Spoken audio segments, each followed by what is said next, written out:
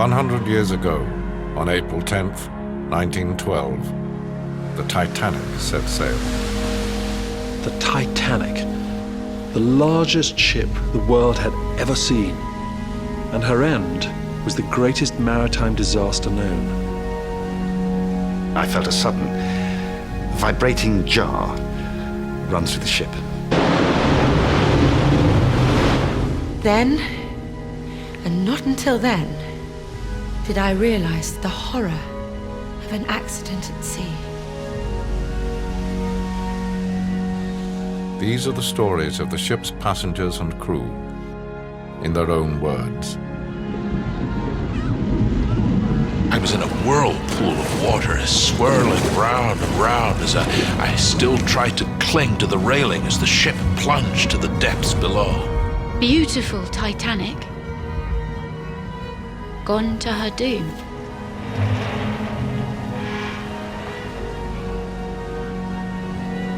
In this film, diaries, letters, and memoirs are set to dramatic reconstruction and images of the time to evoke the spirit of Titanic's fateful voyage.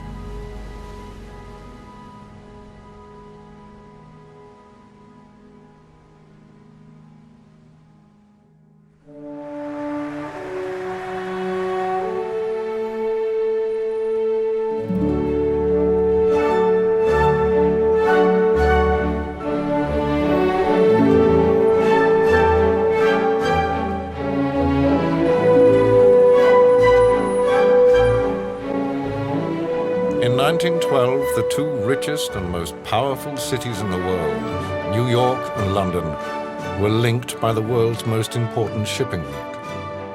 Now, a new ship had been launched that was equal to their wealth and status.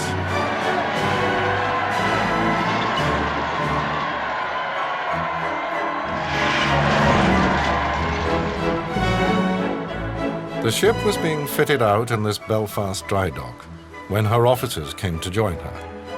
Amongst them was Charles Lightoller.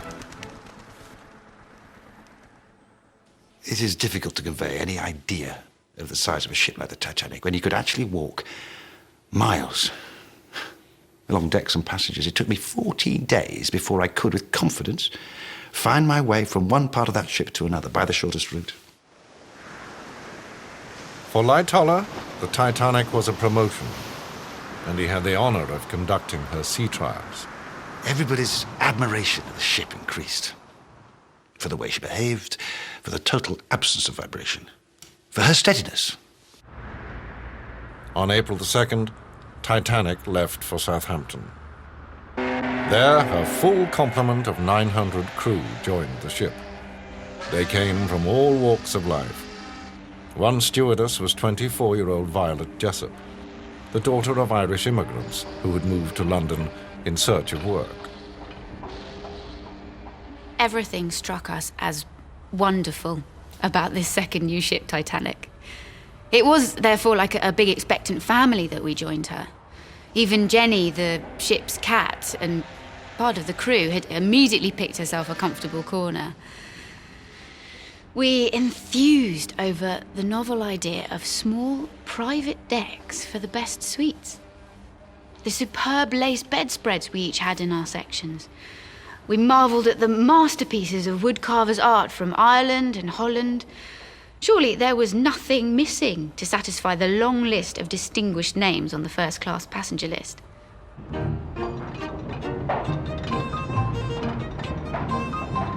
On April the 10th, passengers joined Titanic for her maiden voyage. Lawrence Beesley was a public school science teacher on his first foreign trip.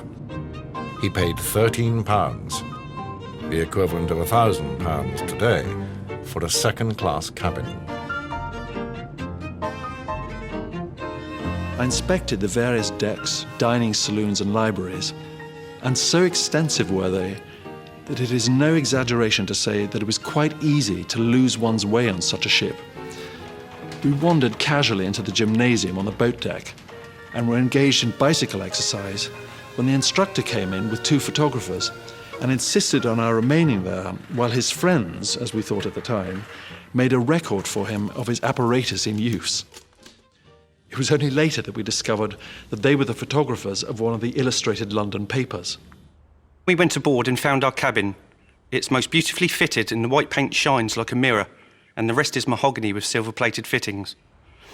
We have 2 hanging wardrobes, several drawers, in fact plenty of space for everything. Titanic had 1,300 passengers. There were 700 in third class, or steerage, 280 in second class, and 325 in first class. One of them was Colonel Archibald Gracie, a New Yorker returning home after spending the winter in the south of France. His ticket cost £29, around 3,000 in today's money. Even the wealthy Gracie found Titanic extravagant. Pleasure and comfort, which all of us enjoyed upon this floating palace, with its extraordinary provisions for such purposes, seemed an ominous feature to many of us, including myself, who felt it almost too good to last without some terrible retribution inflicted by the hand of an angry omnipotence. My husband had a strange premonition at Southampton. As we entered the big gates leading to the pier, he turned back suddenly and his face went white. "What is it?" I asked. "Oh, nothing," he said. Later he told me he felt something was going to happen.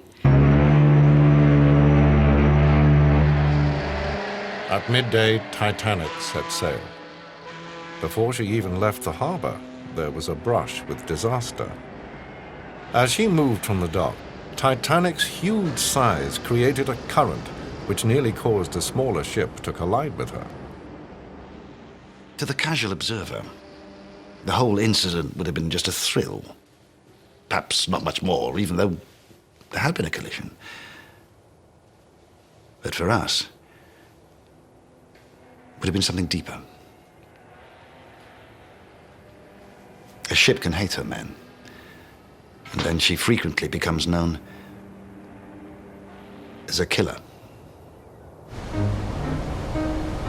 For 3 days, Titanic steamed westwards into the North Atlantic, covering more than 500 miles in a day.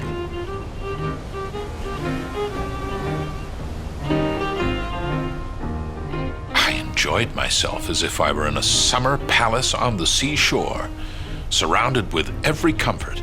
There was nothing to indicate or suggest that we were on the stormy Atlantic Ocean.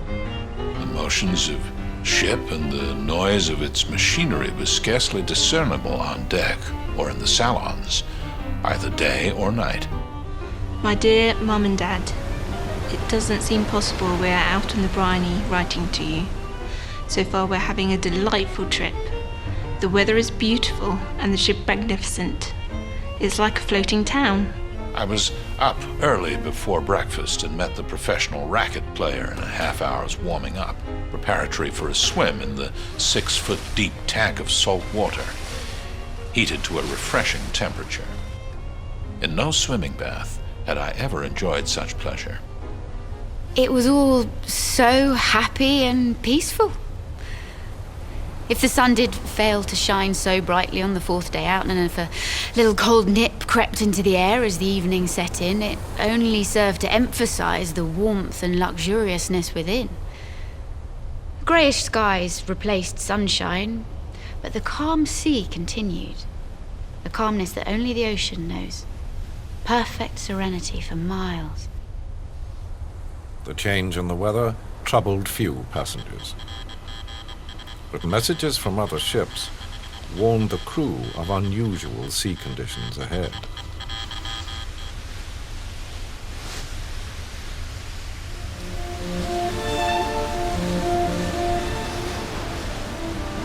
On Sunday morning, April 14th, this marvelous ship, the perfection of all vessels hitherto conceived by the brain of man, had for 3½ days proceeded on her way from Southampton to New York over a sea of glass, so level it appeared.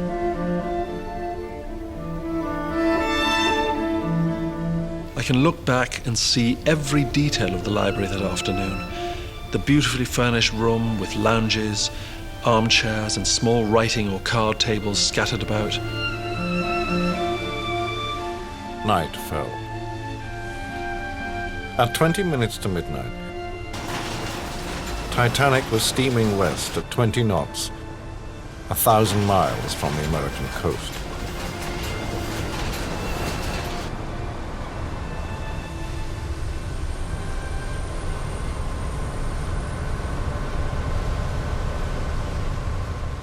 There came what seemed to me nothing more than an extra heave of the engines and a more than usually obvious dancing motion of the mattress on which I sat. Nothing more than that. No sound of a crash or anything else. No sense of shock. No jar that felt like one heavy body meeting another. I was just ready for the land of Nod when I felt a sudden vibrating jar run through the ship. It was not by any means a violent concussion, but just a distinct and unpleasant break in the monotony of her motion. Titanic slowed and stopped. To most of her passengers and crew, there was no further sign there was anything amiss.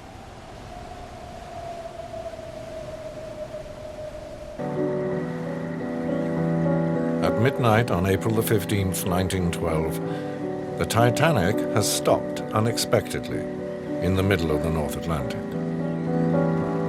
Such a biting cold air poured into my stateroom that I could not sleep.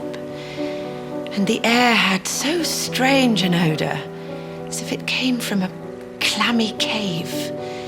I've always loved both day and night on shipboard, and I'm never fearful of anything, but now I was nervous about the icy air.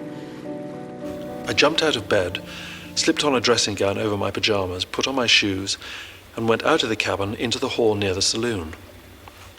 Here was a steward leaning against the staircase, and I said, "Why have we stopped?" "I don't know, sir," he replied. "But I don't suppose it's anything much." "Well," I said, "I'm going on deck to see what it is," and started towards the stairs. He smiled indulgently as I passed him and said, "All right, sir, but it's mighty cold up there." My friend was by this time dressed, pretending to eat a sandwich. Her hand shook so that the bread kept parting company from the chicken. And I saw she was frightened. And for the first time, I was too. The fourth officer, Boxall, opened my door and, seeing me awake, quietly said, "We've hit an iceberg." I replied, "I know you've hit something." He then said, "The water is up to F deck in the mailroom." That was quite sufficient. Not another word passed.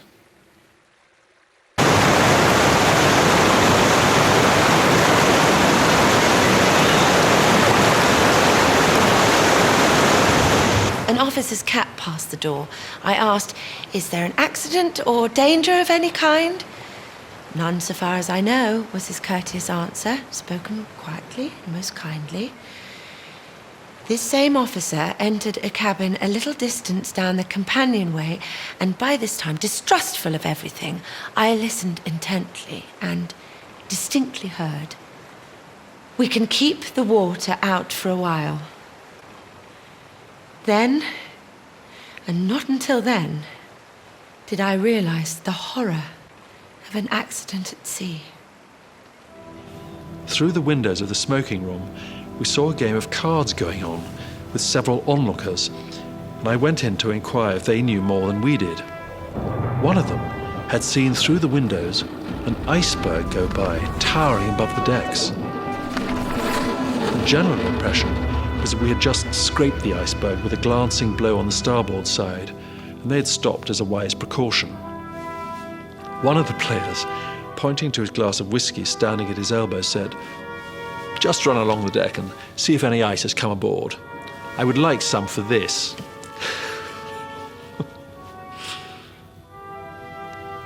When he spoke, the forward deck was covered with ice. There was about 2 feet of ice lying in the scuppers on the starboard side. It was very bright overhead, and there was a tremendous number of stars, but there was also a slight mist on the water.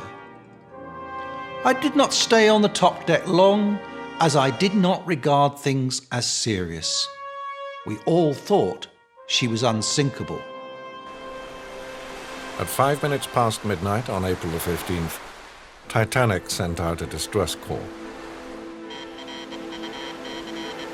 Require assistance. Position 41 degrees, 46 minutes north, 50 degrees, 14 minutes west. Struck iceberg. Titanic. A watchman came and said, "All hands in the saloon." That was the first order. And while we were getting ready, the second steward came down and said, "Every man get on deck at once. Put on warm clothing and lifebelts."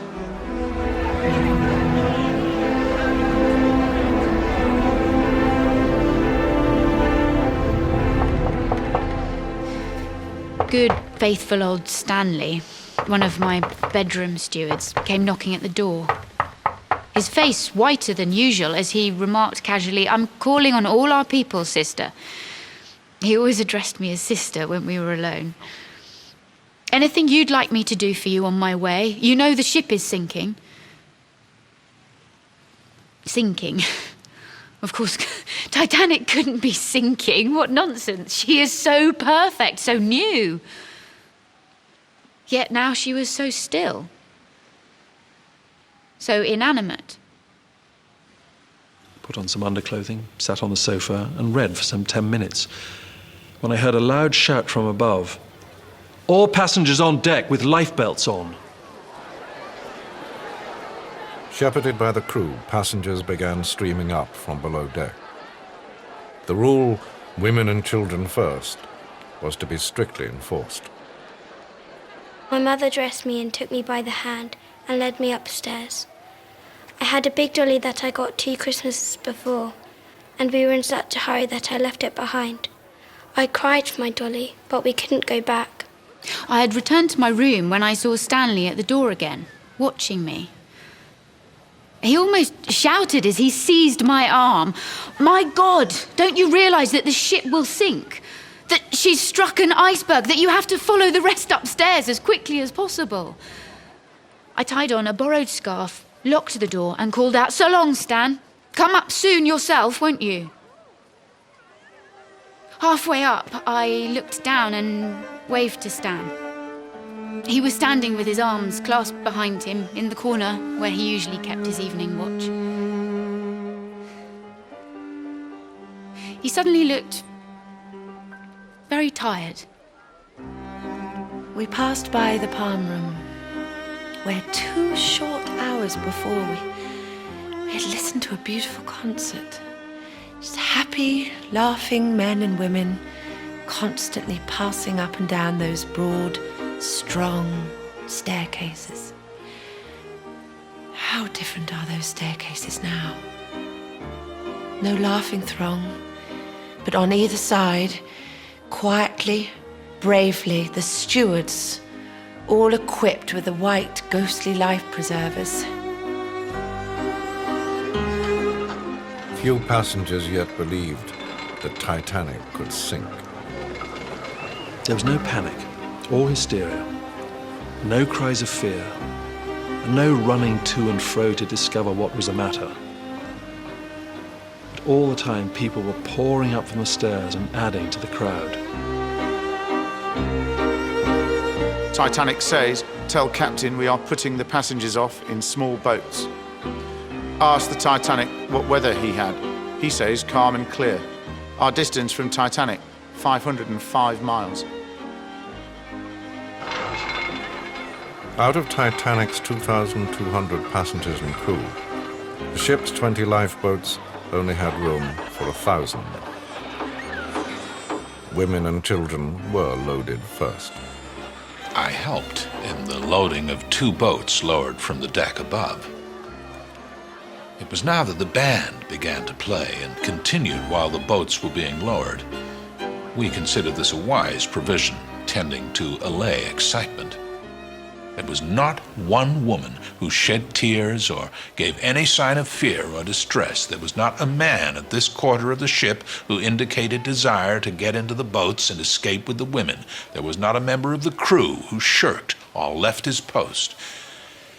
The coolness, courage, and sense of duty that I here witnessed made me thankful to God and proud of my Anglo-Saxon race that gave this perfect and superb exhibition of self-control at this hour of severest trial.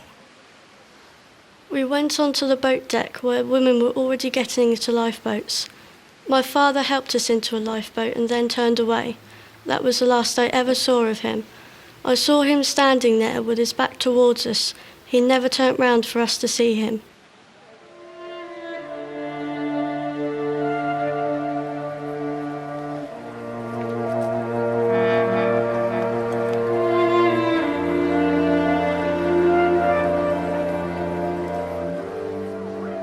The awful goodbyes, the quiet look of hope in the brave men's eyes as the wives were put into the lifeboats.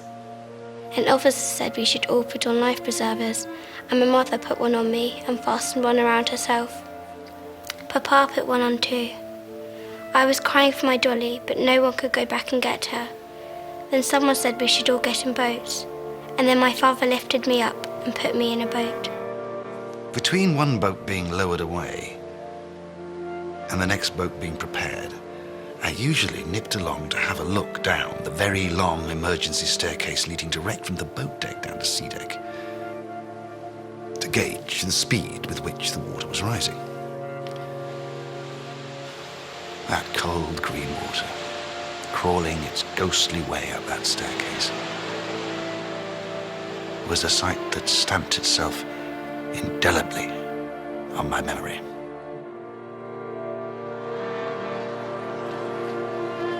Titanic's passengers still had no idea what lay ahead for them. But her crew now knew the ship was doomed.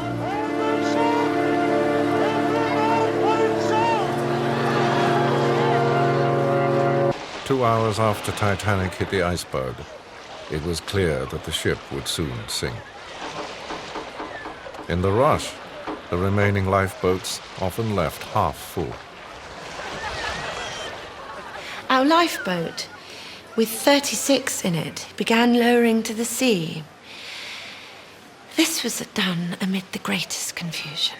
Rough seamen all giving different orders, no officer aboard. As only one side of the ropes worked, the lifeboat at one time was in such a position that it seemed we must capsize in mid-air. I went to fill up boat 13 and got about 35 women and children into it.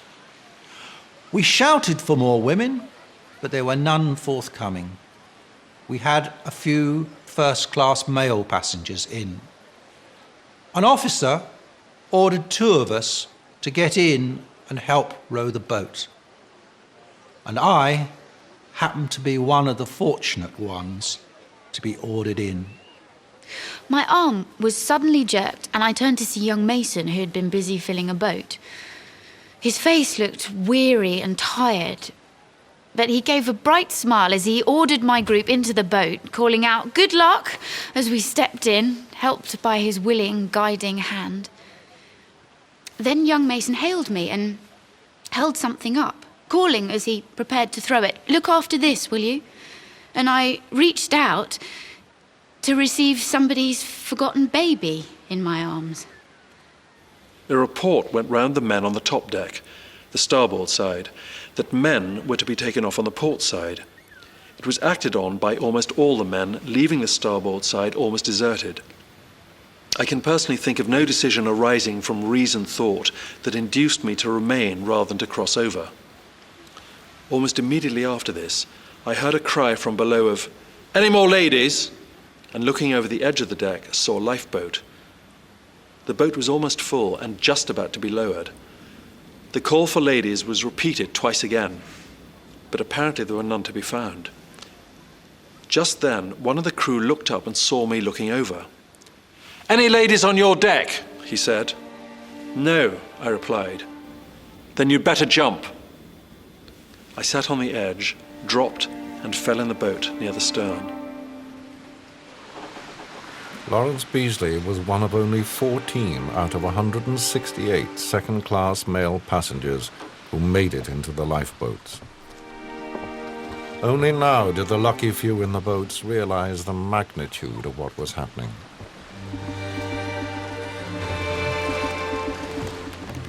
Imagine a ship nearly a sixth of a mile long, with her hundreds of portholes, all her saloons and other rooms brilliant with light, and all around her, little boats filled with those who until a few hours before had trod her decks and read in her libraries and listened to the music of her band in happy content, and who were now looking up in amazement at the enormous mass above them and rowing away from her because she was sinking.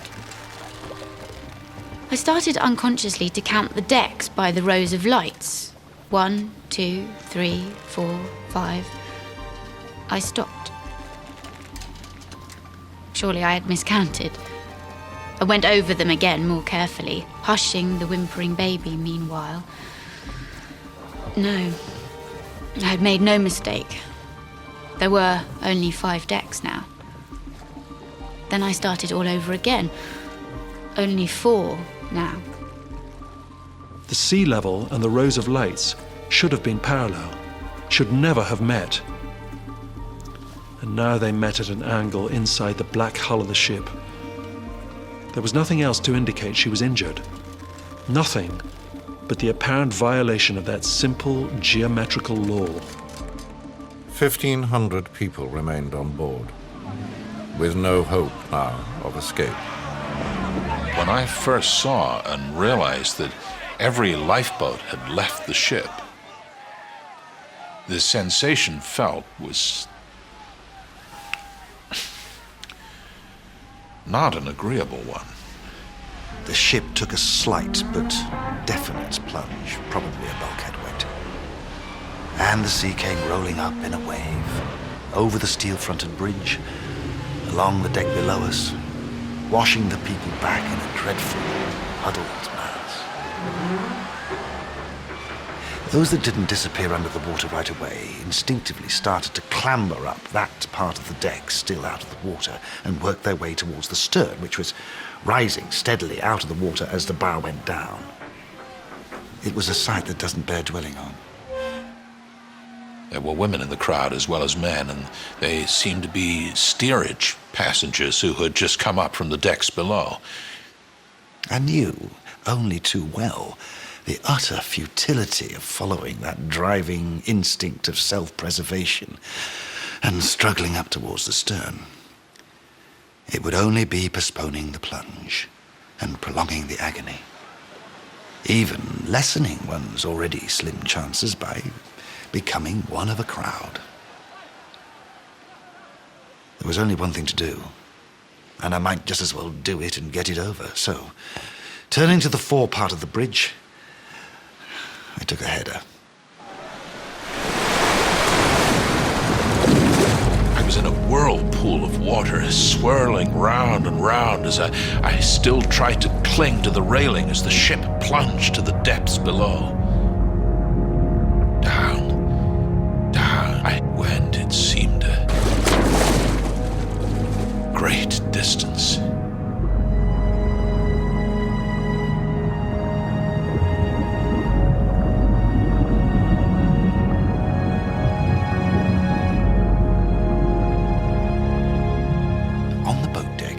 Was a huge rectangular air shaft right to the bottom of the ship, covered with a wire netting.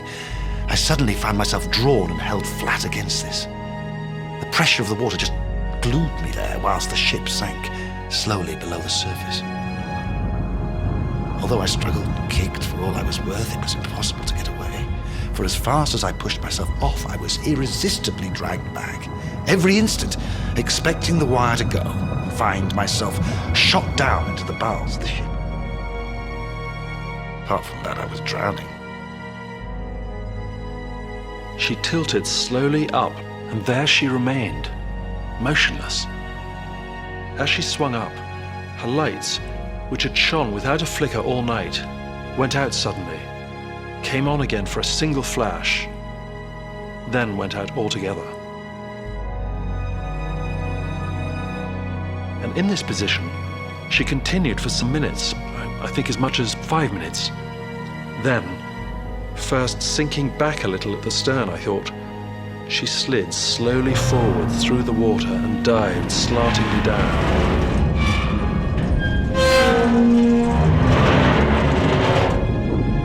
With a thundering roar of underwater explosions, our proud ship, our beautiful Titanic, gone to her doom.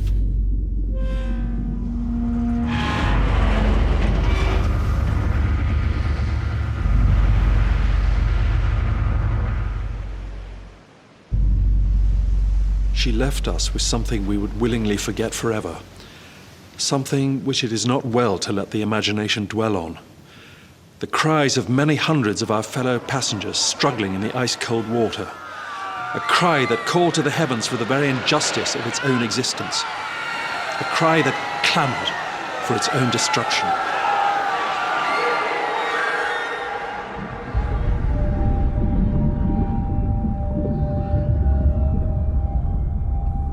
Amongst those sucked down by the ship was Charles Lightoller. I was still struggling and fighting when suddenly a terrific blast of hot air came up the shaft and blew me right away from the air shaft and onto the surface. There were many around in the water by this time, some swimming, others, mostly men, thank God, definitely drowning. Archibald Gracie was still being pulled underwater.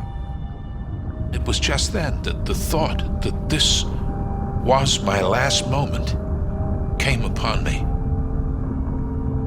I wanted to convey the news of how I had died to my loved ones at home. As I swam beneath the surface of the ocean, I prayed my spirit would go to them and say, "Goodbye, until we meet again in heaven." To what extent my prayer was answered, let Mrs. Gracie describe in her own words. I was in my room at my sister's house where I was visiting in New York. After retiring, being unable to rest, I questioned myself several times over, wondering what it was that prevented the peaceful slumber lately enjoyed. "What is the matter?" I uttered. A voice in reply seemed to say, "On your knees and pray." Instantly, I literally obeyed with my prayer book in my hand, which by chance had opened at the prayer, "For those at sea." Underwater, there came to me a new lease of life and strength, until finally I noticed by the increase of light that I was drawing near to the surface. When my head at last rose above the water, I could see no Titanic in sight.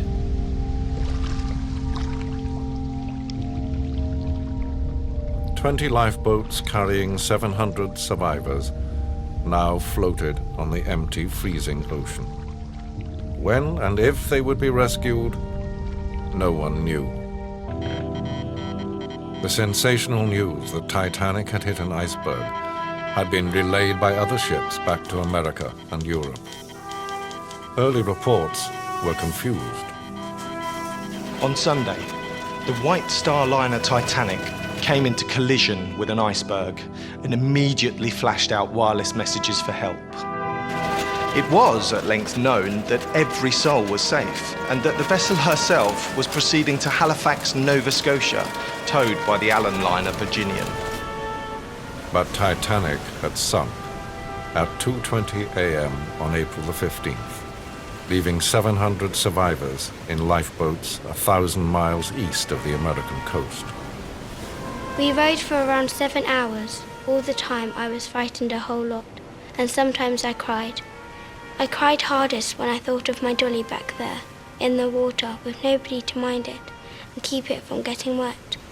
As the faint streaks of dawn lit the horizon, majestic shapes of icebergs, like fairy castles, crossed our vision, passing in panoramic procession. We saw what seemed to be two large, fully rigged sailing ships near the horizon. In a few minutes more, the light shone on them, and they stood revealed as huge icebergs, peaked in a way that already suggested a ship. But help was on its way. Somebody woke from their lethargic state and pointed a trembling finger at a dark speck on the horizon. A ship. All night long I had heard a light. Each time it proved to be one of our other lifeboats, someone lighting a piece of paper, anything they could find to burn. And now I could not believe. Someone found a newspaper. It was lighted and held up. Then I looked up and saw a ship. We were to be saved. A straw hat was offered, Mrs. Davidson's. It would burn longer. The ship was the Cunard liner Carpathia, which had steamed over 300 miles in response to Titanic's distress call. She now began picking up the frozen survivors, one lifeboat at a time.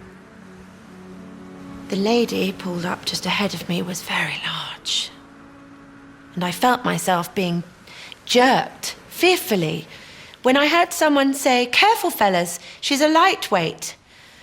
I bumped and bumped against the side of the ship till I felt like a bag of meal. As we reached the deck, glasses of neat brandy were poured down our throats. It went down like molten fire. While I stood, still clutching the baby in my frozen arms, a woman rushed up, snatched the child and ran away with it.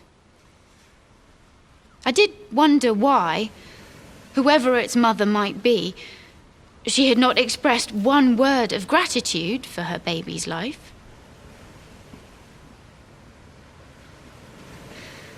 Then started the saddest search it has ever been my lot to witness.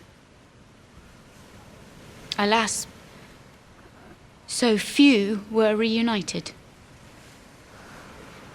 Lifeboats kept coming in, and heart-rending was the sight as widow after widow was brought aboard. Each hoped some lifeboat ahead of hers might have brought her husband safely to this waiting vessel. But always, no. We had to sleep on the floor on the new ship, and it wasn't so nice as it was on the Titanic. But everyone was very kind to us. We thought Papa would be there, but the boat he was on didn't get to the ship. With the survivors picked up, Carpathia turned for New York. Deeply regret, advise you Titanic sank this morning, 15th, after collision iceberg, resulting serious lost life. Everything possible being done for comfort of survivors. Please maintain standby. In New York, anxious relatives besieged White Star's offices for news of their loved ones. The White Star officials now admit that probably only 675 out of 2,200 passengers on board the Titanic have been saved. Limited radio communication made it difficult to get accurate information. At 8 o'clock, my sister, Mrs. Daliber Dutton, came softly to the door, newspaper in hand, to gently break the tragic news that the Titanic had sunk, and showed me a list of only 20 names saved. But my husband's name was not included. I could only pray for strength. And later that day, believing myself a widow, I wrote to my daughter, who was in the care of our housekeeper and servants in our Washington home. Cannot you see your father in his tenderness for women and children, helping them all, and then going down with the ship? Archibald Gracie had sunk with the ship. After surviving minutes underwater, he'd come to the surface beside an upturned lifeboat. Along with a handful of other men, Gracie had spent the whole night standing on its upside-down, half-sunken hull.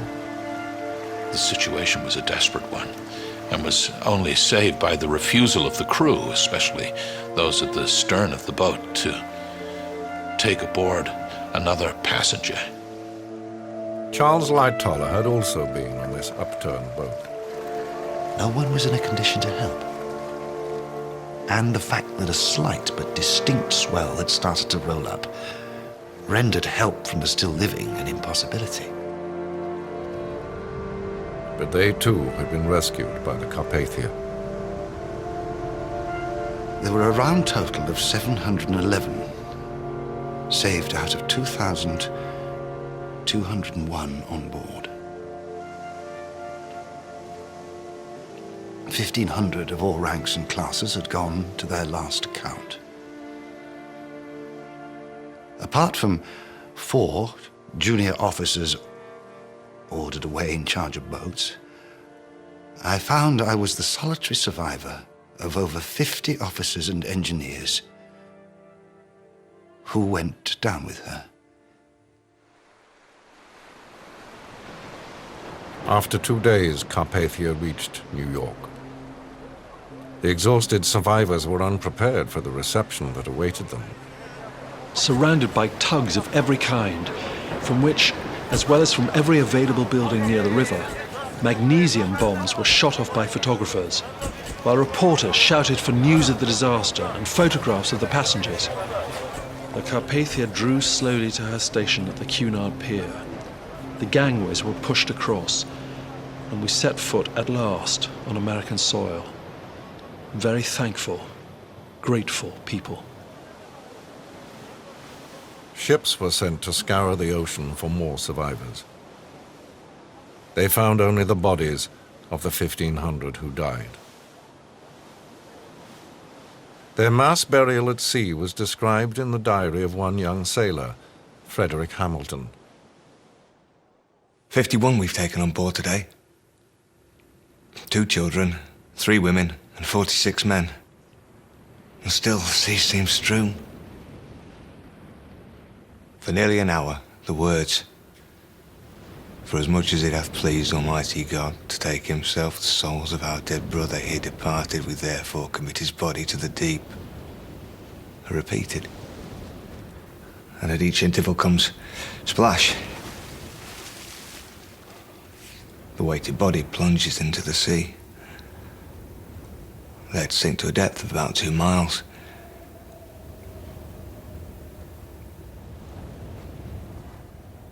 Splash. Splash. Splash. Many survivors found it hard to put the sinking behind them. Second Officer Charles Lightoller's career was blighted by the association with Titanic. He was passed over for promotion and eventually left White Star Line. He died in 1952.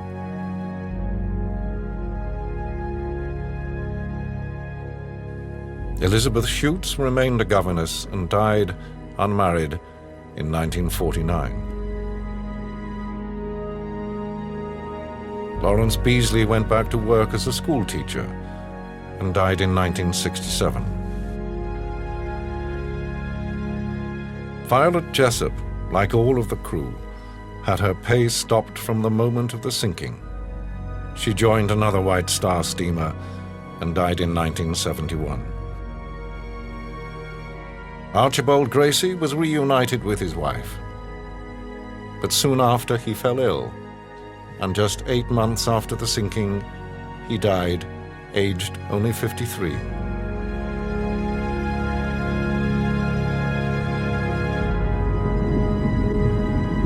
even the most hardened, must reflect on the hopes and fears, the dismay, despair of those who's nearest and dearest, support and pride have been wrenched from them by this tragedy.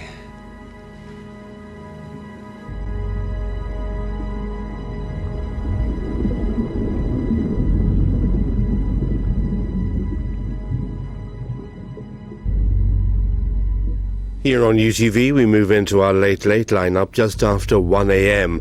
And taking us up to that, we've highlights of the Aviva Premiership Rugby Union coming up next.